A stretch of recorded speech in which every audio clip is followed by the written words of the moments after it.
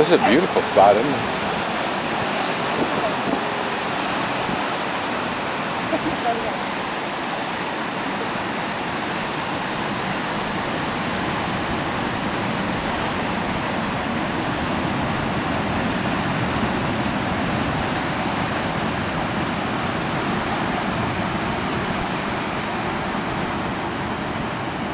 Yeah, nice sunset. There's a nice cloud out there.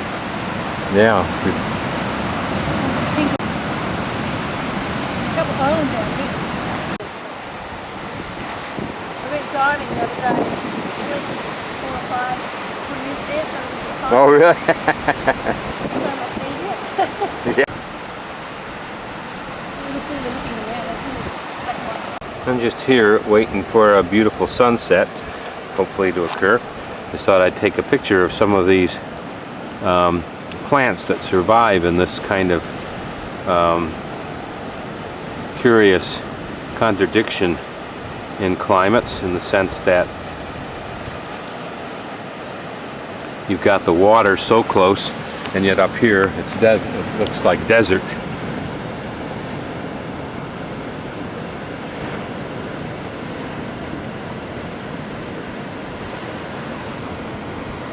These are just some of the plants that exist right here up on the cliff. This is some kind of cactus that creates, it looks like a barrel cactus type of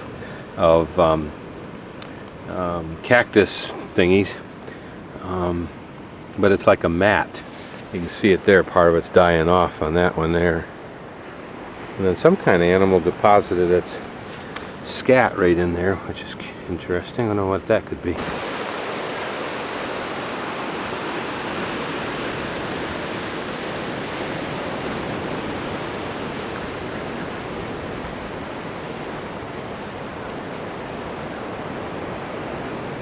Very interesting little plant. Looks like a pine nut, a bit longer. Looks like it would be pulpy or something. I don't know. Very tiny flower. Put my finger in it so you get some information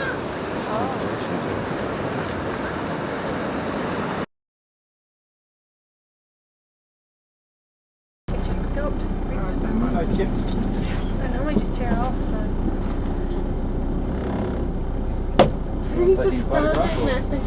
What are you looking at? I'm just eating my dinner.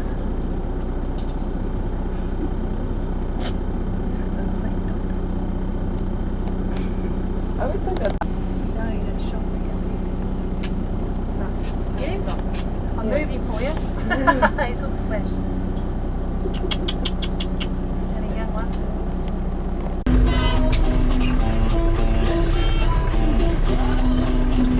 Stand still.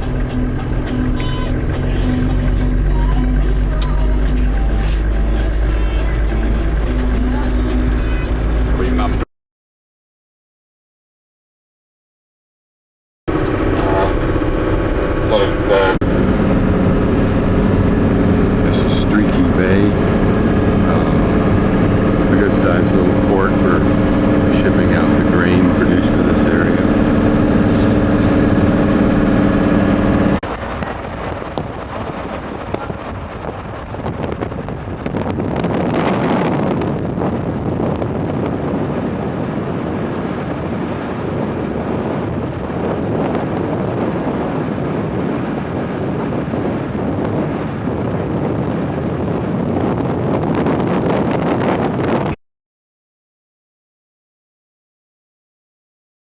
The only water in this area is underground water, so the only way of providing a water supply was with windmills to pump the water up to the surface. And so virtually every household and every business had its own windmill, and they all sat down here in these paddocks, and these are just the ones that are left. Some of them are still connected up and still pump water to houses and businesses in the town, but for many, many years, this was Penong's only form of water supply. They're probably fed by the pipe that we were following on day one that comes across from the Murray River.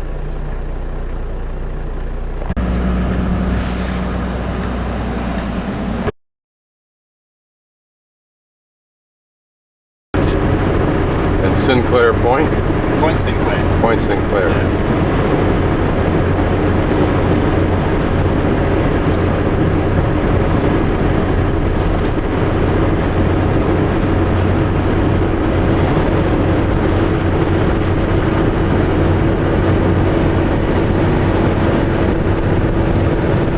So these are the kinds of dunes that you'll see when we get to Fowler's Bay. The caravan park is just basically right at the foot of... Start again. The lake on the right hand side is natural salt lake that's just been left alone. The lake on the left hand side is used to mine gypsum, and there are big heaps of gypsum over in the distance over there, so that's not sand. So this lake, the water in it's controlled by the people that mine the gypsum, so they flood it and then let it evaporate.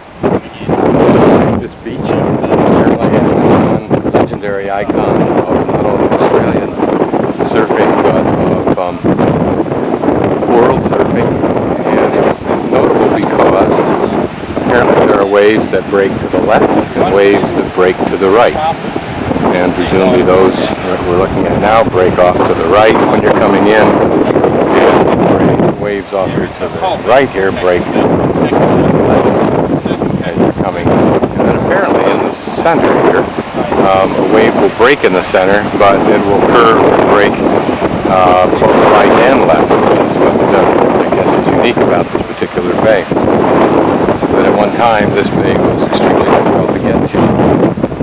Now there's a fairly decent dirt road that brings you in here. Even the view from down on the shore is beautiful. Imagine surfers in the old days coming down here and after a long trek in with all their supplies and just spending a week or two here.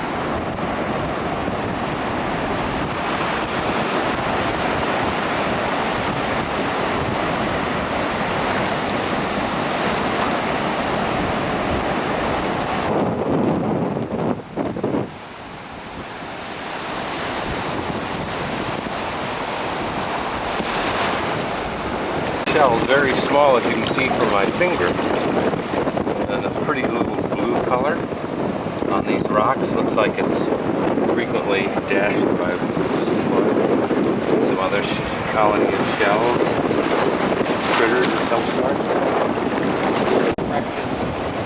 But what is that stuff down there with all the holes? I mean, it looks volcanic in other areas. Probably would be, alright. Okay.